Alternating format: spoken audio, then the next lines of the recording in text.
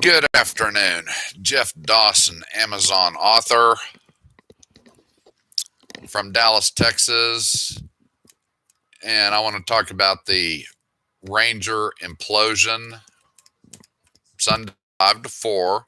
Got a little dicey with Kennedy at the plate. I mean, Kennedy on the mound 10 days. Once he found his groove, he got the outs. The Rangers finally got a win, and then they turn around and they play Sunday.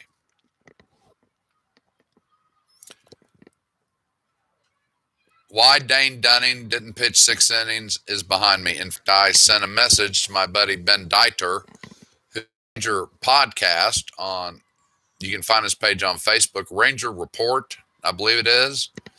Ben's pretty knowledgeable on the Rangers, and I've been following him for, I don't know, a couple of years. I enjoy chatting with him. He's a good man, knows the game, knows the players. We can have an intelligent conversation. So Sunday, we have Dunning in there. I was watching the game with a friend, and I was really afraid they were going to pull Dunning after 5 innings. I just had a feeling, and they did. He could have gone 6. He had a 1-0 lead, and it's like one run is not going to win this game. Now, the Rangers had several opportunities. I can't take away the catch Kiermaier made in center when we had 2 on. I mean, that was just fantastic. Can't take anything away from that, and that just killed a rally. And then Hearn came in. He threw 2 innings. It's like it's still 1-0. This is looking good. Offense, you got to get it going. You got to pull your head out. You got to start getting some hits put together. 1 run is not enough to beat the team with the second best winning percentage in baseball right now. And that didn't happen. And I'm going to put the bulk of this blame on Mathis and Segarra, the pitching coaches. I don't know what they're teaching these guys in the bullpen, but it sucks. Let's just be honest. So we get into the 8th inning.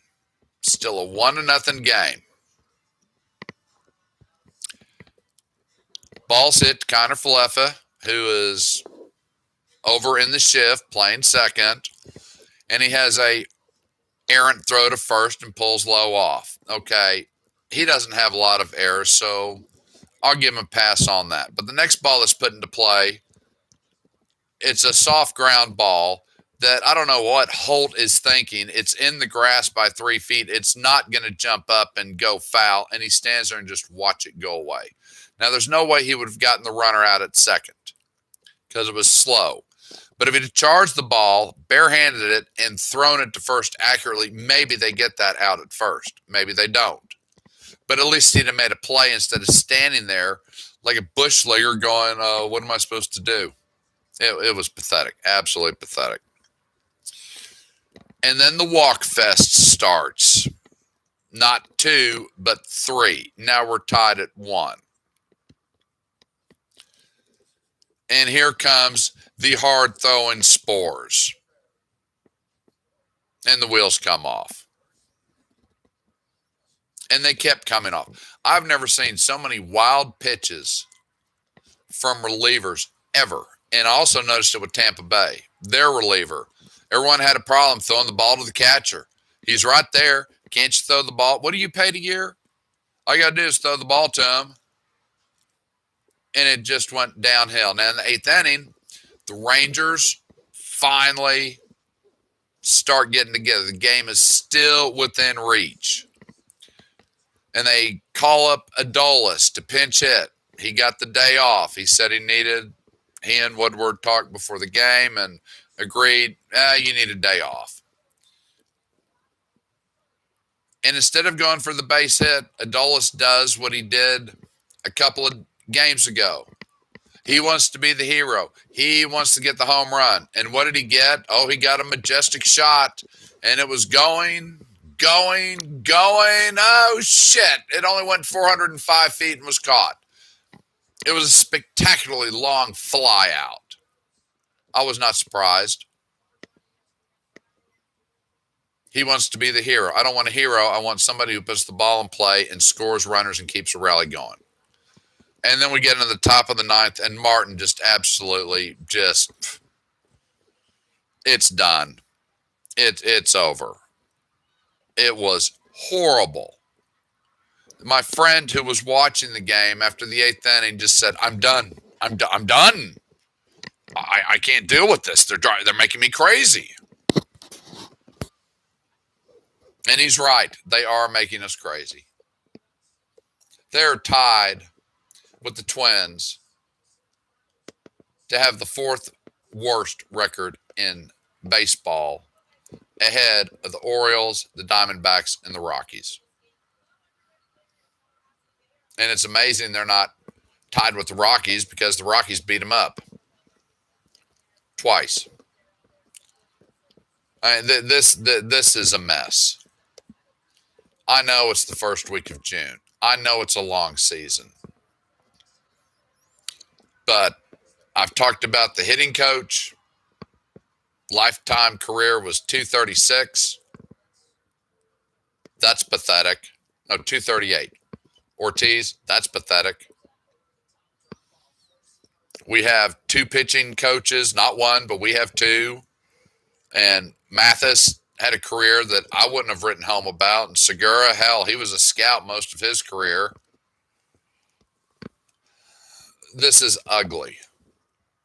It's just plain butt ass ugly.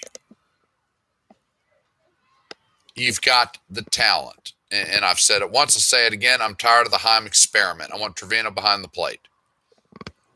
Heim can play when Trevino needs a day off. Other than that, I don't want to see that white boy out there. Yeah, he got a hit in the series. I don't care. Trevino's my man. Offensively, defensively, and the way he handles the pitchers, he's the complete package. And that's what we need, is a complete package. We don't need an experimental package.